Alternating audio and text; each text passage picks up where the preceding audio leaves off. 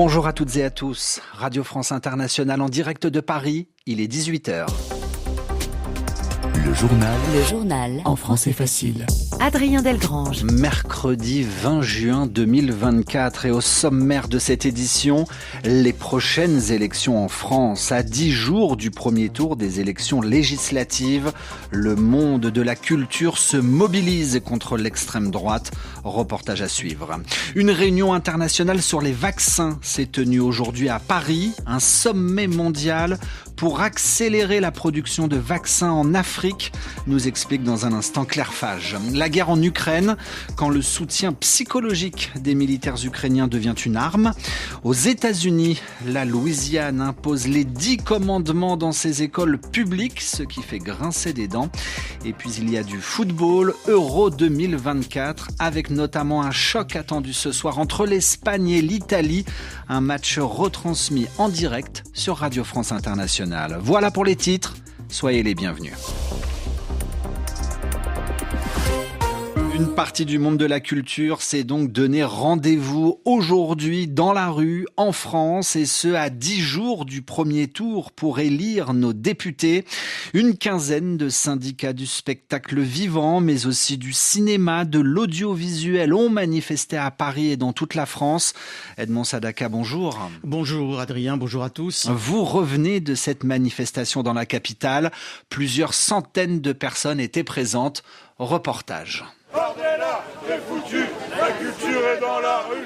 Il y avait beaucoup de slogans anti-Bardella, comme vous l'entendez, anti-Rassemblement National sur les différentes banderoles et des prises de parole de responsables syndicaux, tous sur la même longueur d'onde et qui décrivent dans les grandes lignes ce que serait, selon eux, le projet du Rassemblement National pour le secteur de la culture s'il devait arriver au pouvoir, à savoir remise en cause des libertés de création, de programmation, de diffusion de la presse. Nous prenons la mesure du danger. Il reste très peu de temps pour réagir, selon Sophie Binet, la secrétaire nationale de la CGT. Le temps est compté parce que pour l'extrême droite, il n'y a pas de culture, il n'y a que de la propagande. Le Rassemblement National a clairement annoncé la couleur. La première chose que ferait Jordan Bardella s'il était Premier ministre, ça serait privatiser l'audiovisuel public pour en donner les clés à un des grands milliardaires qui soutient l'extrême droite. Alors dans le cortège, beaucoup de militants syndicaux du monde de la culture, mais aussi des hommes et des femmes qui craignent pour leur avenir, pour leur métier à cause d'une possible arrivée du RN au pouvoir, mais aussi en raison des coupes budgétaires décidées par le gouvernement récemment, puisque le ministère de la Culture s'est vu retirer plus de 200 millions d'euros de crédit pour 2024 sur l'ensemble de ses missions. Agnès est chorégraphe et danseuse. Je suis très inquiète. On ne sait pas du tout quel visage va avoir notre avenir. D'ailleurs, est-ce qu'on aura un avenir ?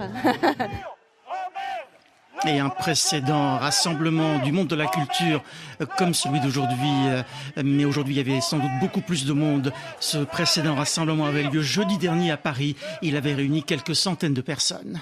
Edmond Sadaka, reportage à retrouver quand vous voulez sur notre site internet rfi.fr. La suite de ce journal, il est 18h04 à Paris.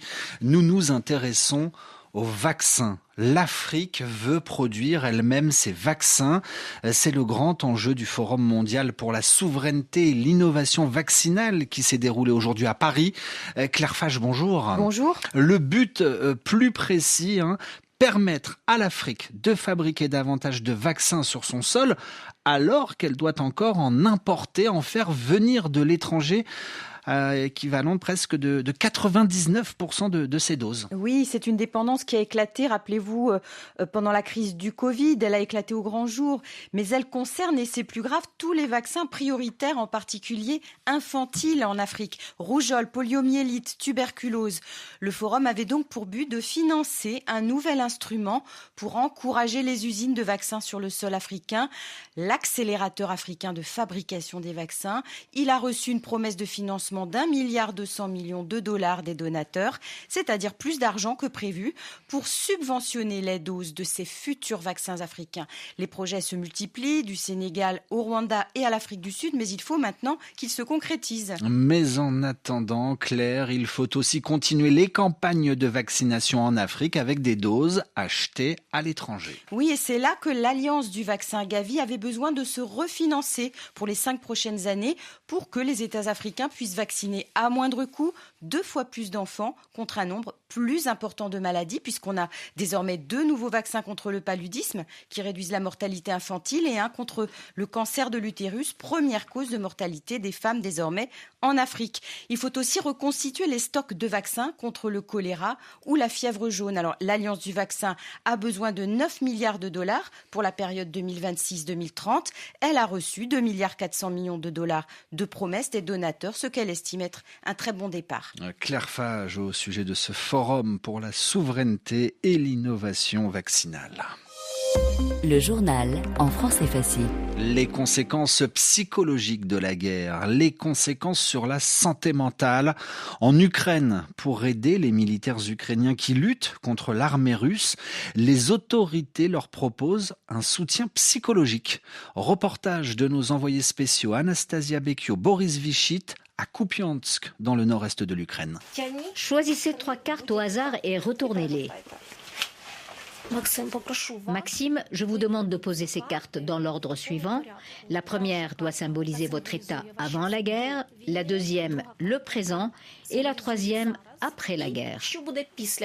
Dans la cuisine d'une maison villageoise, Olga, officier d'un groupe de soutien psychologique, mène une séance avec Maxime, rentré la nuit dernière du front à quelques kilomètres de là. Le jeune artilleur, au visage d'adolescent à l'être étiré, timide, il se prête à l'exercice. Peu à peu, les mots sortent. Comme on n'a pas de relève, on n'a pas suffisamment de rotation. C'est dur, on reste sur les positions plus longtemps qu'on ne voudrait. Dans la pièce voisine, assis sur un canapé sous une grande photo de mariage des propriétaires des lieux partis loin d'ici, le sergent-major Alexandre attend la fin de la séance. Il est responsable de la logistique de la maison qui accueille les combattants pour 48 heures de repos. Je pense que ces séances sont un bon moyen de soutenir les soldats. La psychologue essaie de faire sortir tout ce qu'ils gardent en eux. C'est dur ce qu'ils vivent. Ils sont constamment sous le feu de l'artillerie. Ils arrivent épuisés et sales. Ils prennent une douche et se mettent au lit immédiatement. Devant la maison, sous un auvent, des bottes militaires sèchent sur un fil à linge. Dans 2 jours, elles retrouveront la boue des tranchées. Anastasia Bekio, Boris Vichit, Kupiansk, RFI.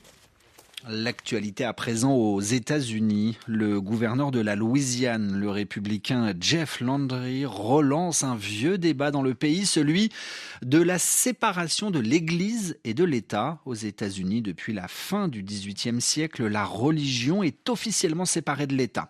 Sauf que depuis hier, le gouverneur de la Louisiane propose d'imposer l'affichage des 10 commandements dans toutes les salles de classe. Toutes les écoles publiques seront concernées de la maternelle jusqu'aux universités. Elles doivent afficher dans leurs locaux les 10 commandements sur des posters très visibles.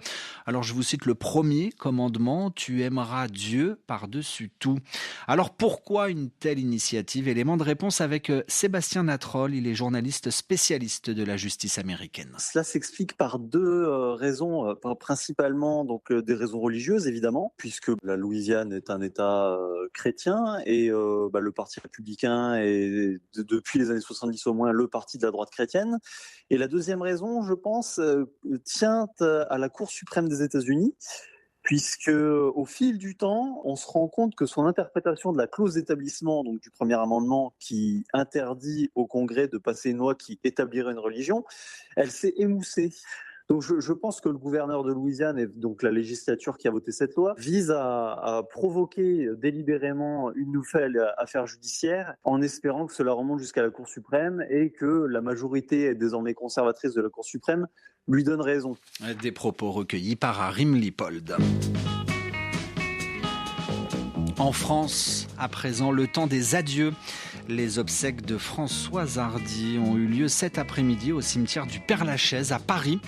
Une foule immense, des proches, des centaines d'admirateurs venus dire un dernier au revoir à la chanteuse française décédée la semaine dernière à l'âge de 80 ans. On ne pense à rien malgré ses blessures, car le temps de l'amour c'est long et c'est court, ça dure toujours, on s'en souvient, on s'en souvient, on s'en souvient.